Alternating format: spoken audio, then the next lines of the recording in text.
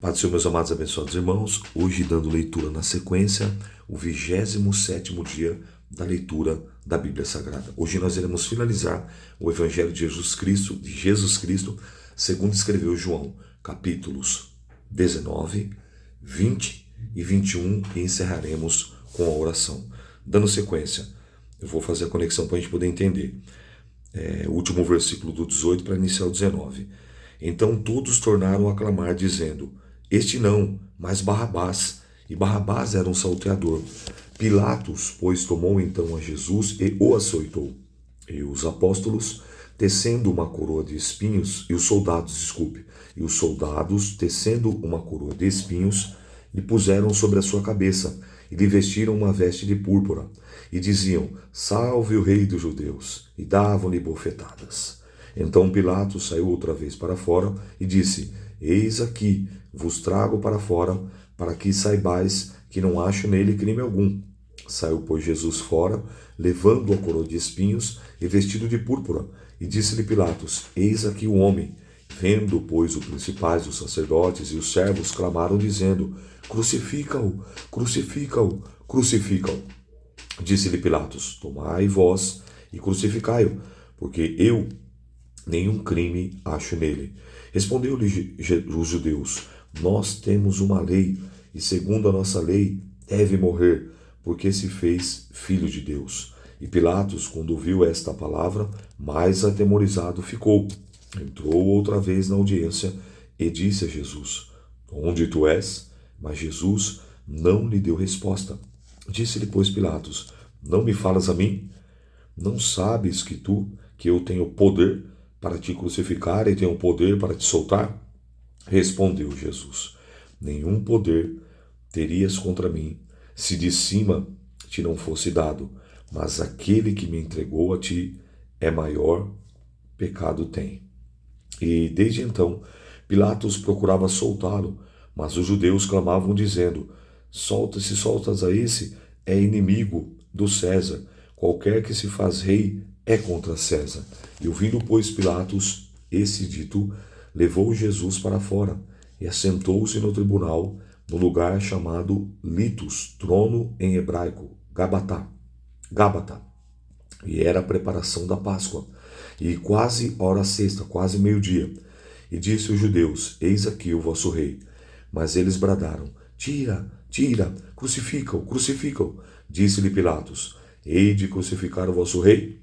Respondeu os principais dos sacerdotes: Não temos rei, senão o César. Então entregou-lhe para que fosse crucificado. E tomaram a Jesus e o levaram. A crucificação. Versículo 17. Levando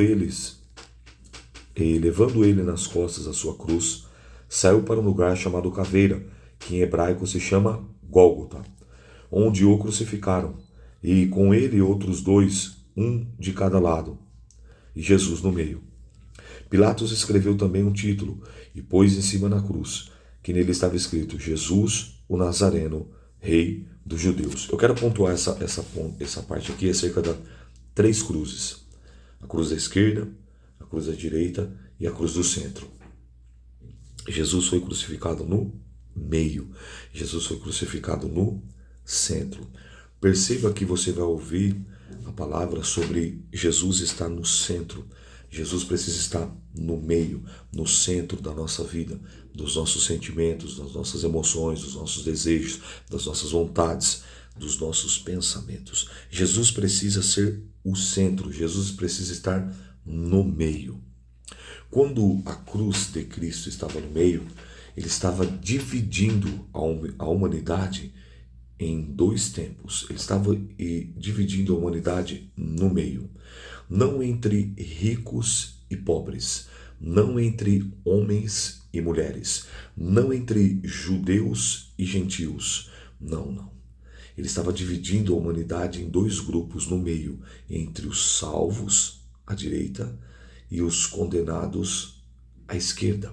O fundamento que digo em Mateus 25 diz que quando ele vier, ele vai separar os bodes das ovelhas. Os bodes à esquerda. As ovelhas que serão salvos à direita. Os que tiverem à direita irão ouvir: vinde benditos de meu Pai. Os que tiverem à esquerda irão também ouvir: apartai-vos de mim, maldito, vós que praticais a iniquidade, eu não vos conheço. Perceba que ele divide a história em dois momentos. Se você pegar um livro de um autor renomado como Sidney Sheldon, ou Dan Brown, ou um romance de Agatha Christie, ou uma obra de Tarsila do Amaral, ou uma obra de Rui Barbosa, ou qualquer outro autor, e ele se denominar como um ateu que não acredita em Deus, e ele for narrar qualquer acontecimento, ele vai ter que pontuar ele acreditando ou não, AC ou DC, e o que significa antes de Cristo ou depois de Cristo. Perceba que ele veio dividir a história e a humanidade. E a minha pergunta aqui é para você: a qual desses grupos você pertence? Aos da direita, aos salvos, ou ao da esquerda, aos perdidos, condenados? A porta da misericórdia ainda está aberta. Você ainda tem oportunidade. Se de repente você se encontrar no grupo da esquerda, você ainda tem a oportunidade de passar daqui para cá. Como? Através da cruz, através do sacrifício salvífico, vicário, da obra redentora de Jesus Cristo de Nazaré, o aceitando, o reconhecendo, confessando Jesus o Cristo como seu único, suficiente, exclusivo e eterno Salvador. A pergunta é essa: em qual desses dois grupos você está pertencendo? Aos da esquerda ou aos da direita?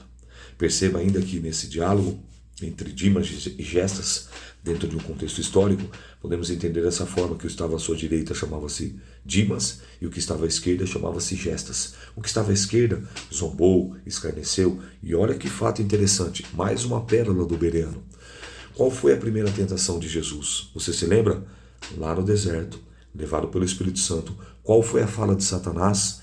Se tu é o Filho de Deus, transforma essas pedras em pães. Qual foi a fala de Satanás? Se tu é o Filho de Deus, lança-te aqui acima, porque está escrito: aos teus anjos dará ordem aos teu respeito para que te guardem. O que Satanás está colocando em xeque?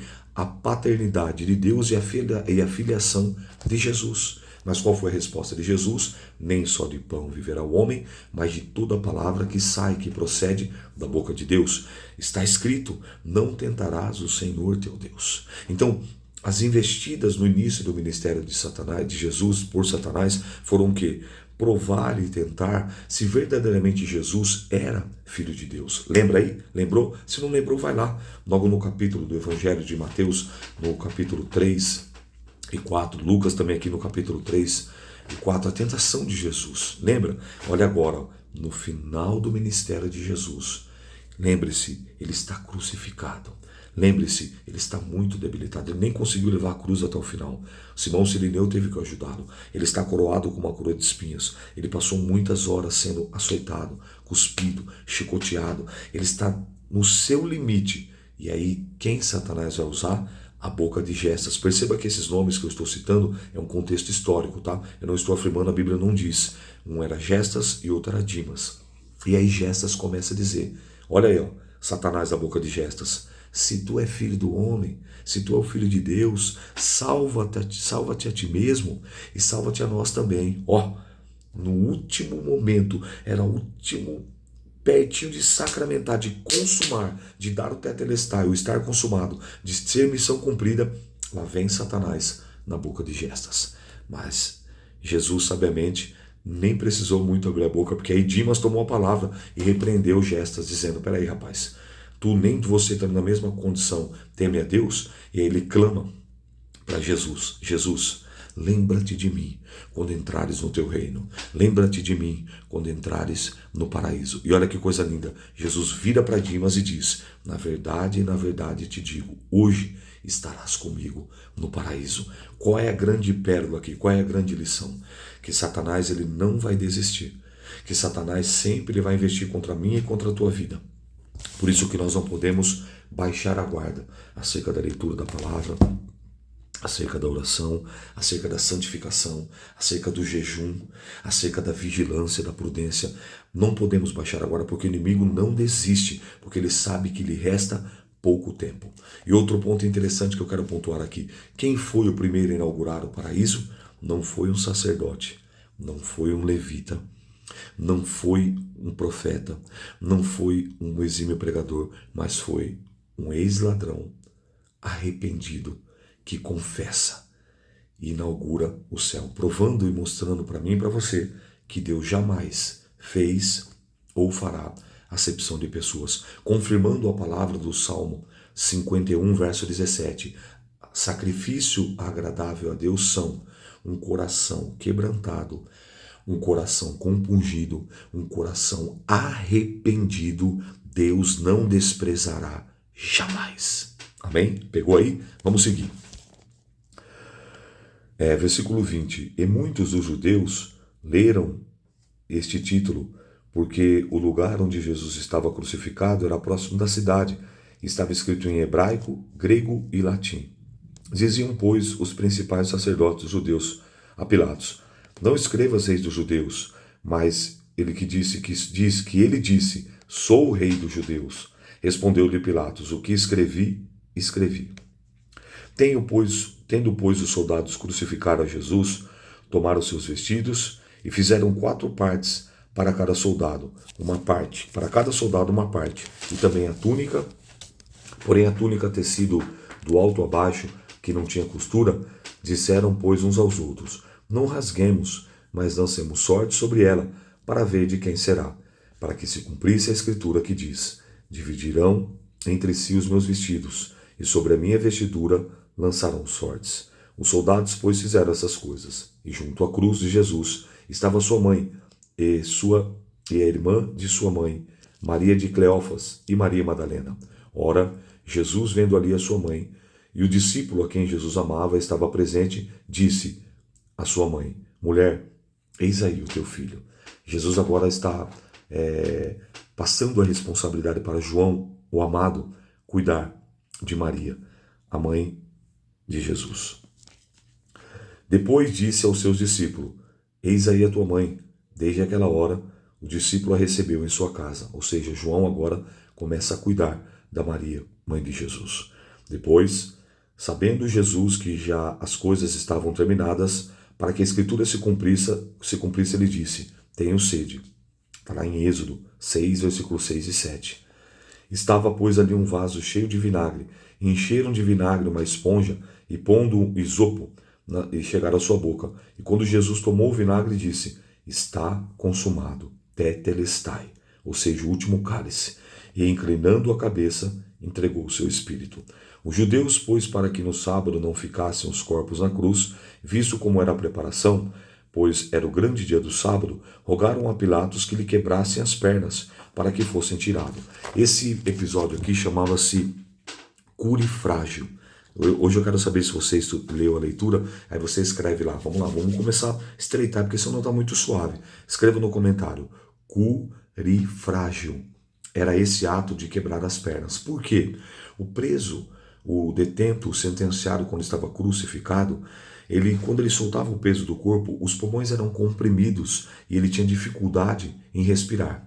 Então, quando ele estava sentindo muita dor, para aliviar, ele fazia o quê? Buscava as forças apoiando os pés, e aí os pulmões podiam novamente se encher de ar e aquilo aliviava um pouco a sua dor. E ali então, conforme o corpo ia declinando, ia pressionando os pulmões com a força, o peso do corpo, imagine, crucificado, os pulmões ele ia sufocando. E os soldados faziam o quê? Quebravam as pernas dos presos, dos sentenciados à morte e morte de cruz. Para quê? Para que ele não tivesse mais força para buscar ar. Mas para que isso? E por que isso, pastor Bereano? Por quê? Porque aceleraria o processo da morte. Entendeu? Mas olha que fantástico. Então, no versículo de número 32, foram, pois, os soldados, na verdade, quebraram as pernas do primeiro e ao outro que com ele fora crucificado. Então, de Dimas e Gestas, ambos passaram pelo cure frágil.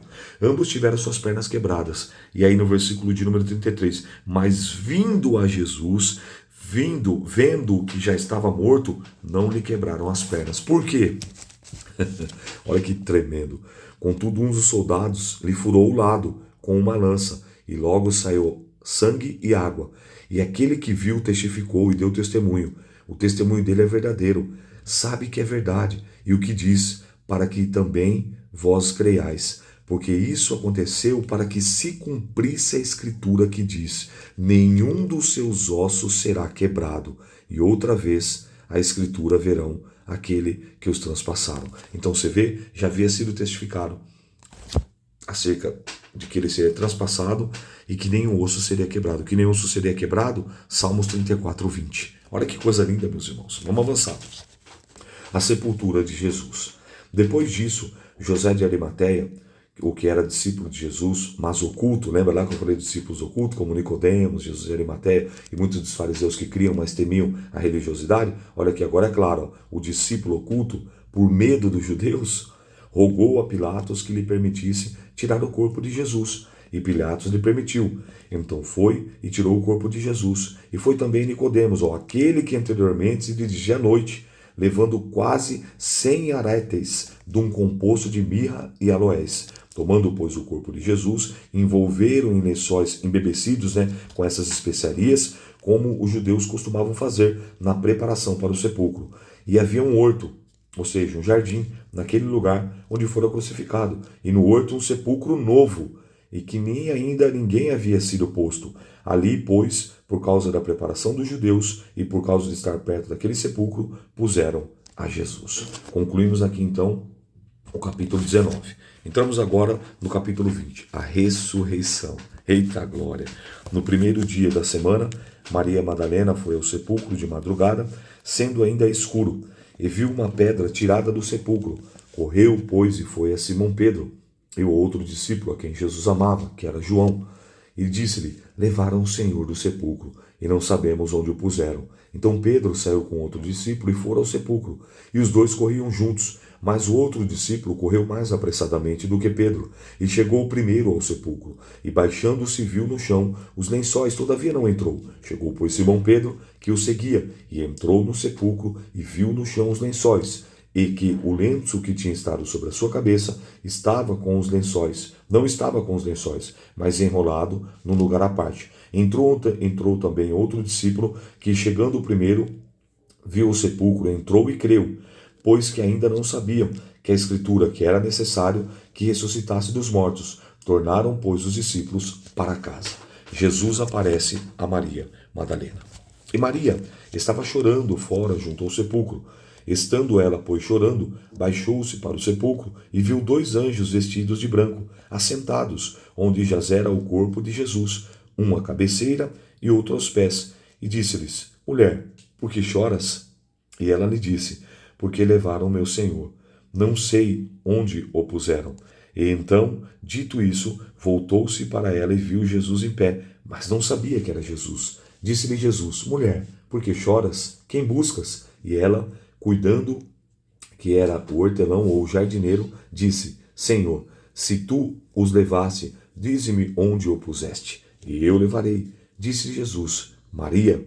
Ela, voltando, disse-lhe: Rabone, que quer dizer mestre. Disse-lhe Jesus: não me detenhas, porque ainda não subi para o meu Pai, mas vai aos meus irmãos e diz-lhe que eu subo para o meu Pai e o vosso Pai, o meu Deus e vosso Deus. Maria Madalena foi e anunciou aos discípulos que vira o Senhor e que ele lhe tinha dito. Jesus aparece aos 11, a incredulidade de Tomé. Olha, agora aqui todo mundo só cita, e só lembra de Tomé pela incredulidade. Deixa eu dar uma dica para vocês. Eu não sei se vocês já ouviram aí, tem um louvor novo chamado João 20. Ouça esse louvor. Lembrei aqui agora que eu estou aqui no João 20.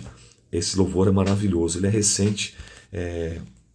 Se eu não me engano é Vitor Santana, mas pelo título você vai, por esse nome você acha o louvor no YouTube lá, ou em meios aí, de aplicativos de você ouvir música. João 20. Ouça esse louvor. Depois você me fala o que você achou desse louvor. Jesus aparece aos 11, a incredulidade de Tomé. Chegada, pois, a tarde daquele dia, o primeiro da semana, e cerradas as portas onde os discípulos, com medo dos judeus, se tinham ajuntado, chegou Jesus, pôs-se no meio e disse: paz seja convosco. E dizendo isso, mostrou-lhe as suas mãos e o lado, de sorte que os discípulos se alegraram, vendo o Senhor. Disse-lhe, pois, Jesus outra vez: paz seja convosco, assim como o Pai me enviou, também eu vos envio a vós. E havendo dito isso, assoprou sobre eles e disse: recebei o Espírito Santo. Aqueles a quem perdoardes os pecados lhes são perdoados, e aqueles a quem os retiveres lhes serão retidos. Ora, Tomé, chamado também de Dídimo, um dos 12, não estava com eles enquanto veio a Jesus. Disse-lhe, pois, aos outros discípulos: vimos o Senhor. Mas ele disse: Tomé, se eu não vir o sinal dos cravos nas suas mãos, e não meter o dedo no lugar dos cravos, e não meter a minha mão no seu lado, de maneira nenhuma eu crerei. E 8 dias depois, estavam outra vez os seus discípulos, dentro com eles Tomé. Chegou Jesus, estando as portas fechadas, apresentou-se no meio dele e disse: paz seja convosco. Depois disse a Tomé: põe aqui o teu dedo, e vê as minhas mãos, e chega também a tua mão e mete no meu lado. Não seja incrédulo, mas crente. Tomé respondeu e disse: Senhor meu, Deus meu. Disse Jesus: porque me viste, Tomé, crestes? Bem-aventurado os que não viram e creram. E Jesus operou também na presença dos seus discípulos muitos outros sinais que não estão escritos nesse livro. Estes, porém, foram escritos para que creiais que Jesus é o Cristo, o Filho de Deus, e para que, crendo, tenhas vida em seu nome. Deixa eu citar um ponto aqui, talvez, não sei se você tenha percebido, mas no versículo 22, e havendo dito isso, assoprou neles o Espírito Santo, e diz: recebei o Espírito Santo. Mas espera aí, se eles só foram batizados em Atos, que é a próxima leitura que nós iremos fazer, como é que eles receberam o Espírito Santo? Deixa eu fundamentar para você. Sabe, quando a pessoa tem, a grande maioria, aqueles que buscam o batismo com o Espírito Santo, ficam com medo e em dúvida se eles foram batizados ou não. Sabe quando você está num culto, ou numa vigília, ou num propósito de oração, sozinho ou com outras pessoas, e de repente você tem aquela visitação gostosa do Espírito Santo, onde, por exemplo, você está lá meio cabisbaixo, meio triste, preocupado com um problema, com uma luta, com uma enfermidade, com uma adversidade, preocupado com o filho, com a esposa, com o marido, com o ente querido, as contas para pagar, enfim, um turbilhão de coisas. Aí você vai para a casa do Senhor, ou para uma reunião, para um ponto de pregação, enfim, não importa. E aí você está lá dessa maneira, de repente, seja no louvor, de repente, seja na palavra, de repente, seja na oração, você é tomado, você sente aquela visitação e aquele mal parece que, pum, vai embora. É isso que aconteceu. Onde é que eles estavam aqui? Ó? Eles estavam com medos, eles estavam trancados, eles estavam sendo oprimidos por uma opressão maligna muito grande. Porque pensa comigo, eles pensando assim: meu Deus, se eles fizeram o que fizeram com o nosso mestre, com Jesus, que fazia cego enxergar, mudo falar, surdo ouvir, paralítico andar, libertava demônio, se eles fizeram isso com ele, imagina com nós, que só participamos de multiplicação de pão e peixe e nada mais, e batizávamos. Imagina. Eles estavam dessa maneira. E aí Jesus faz o quê? Sopra. Eles sentem um gostinho do Espírito Santo. Mas como nós vamos ver, somente em Atos 2, que eles vão receber o batismo no e com o Espírito Santo. Amém? Pegou mais uma aí? Está vendo a importância de você ler a Bíblia e estudar com entendimento? Então nós vamos agora no capítulo 21 e vamos concluir. Eu acho interessante isso aqui também, que ele vai tratar agora em especial com a vida de Pedro. Jesus aparece a alguns dos discípulos junto ao mar de Tiberíades. Vou falar novamente para isso ficar bem gravado na sua psique e na tábua do seu coração.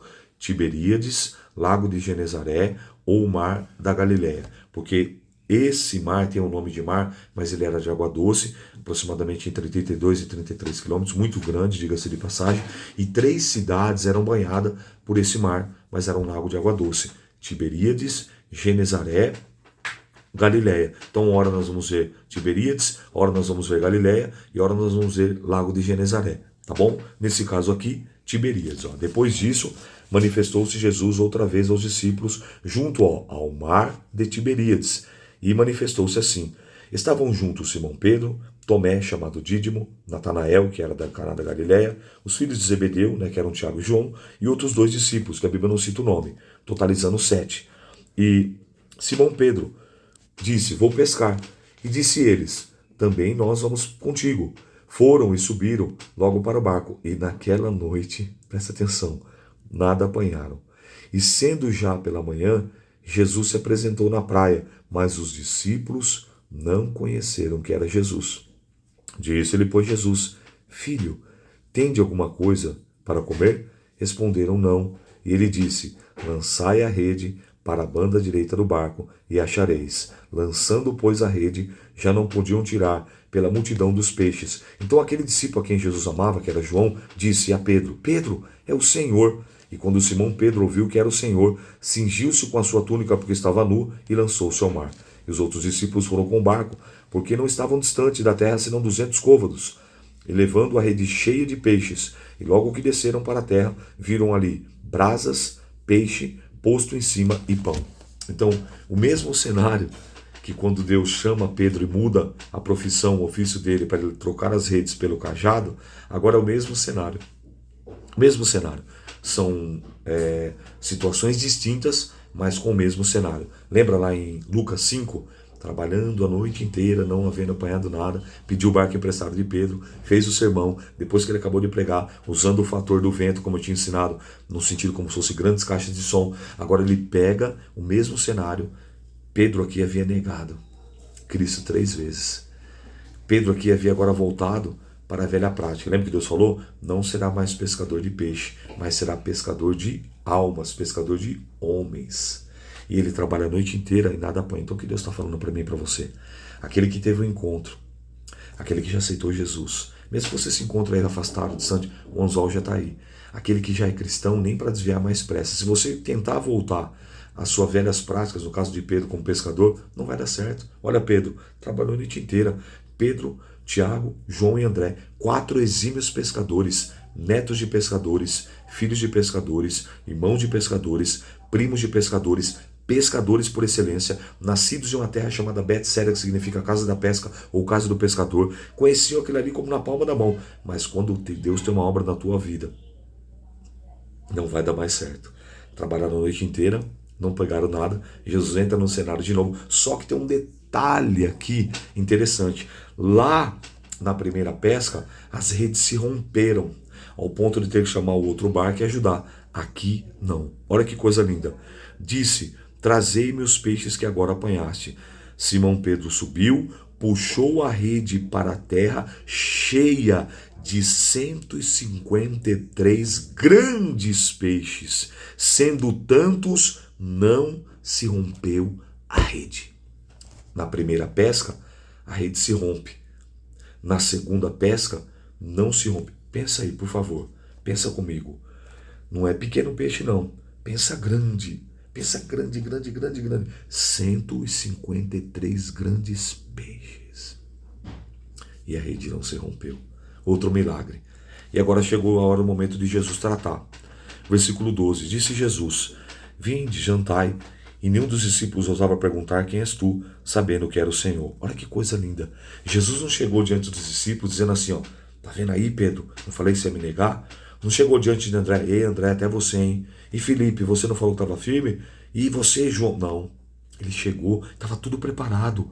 Pão, peixe e a brasa. E olha que detalhe interessante, não é fogo, é brasa. Já comeu um peixe na brasa? Já comeu um frango na brasa? Já comeu uma carne na brasa? Fica no tempo certo, aquele gostinho único.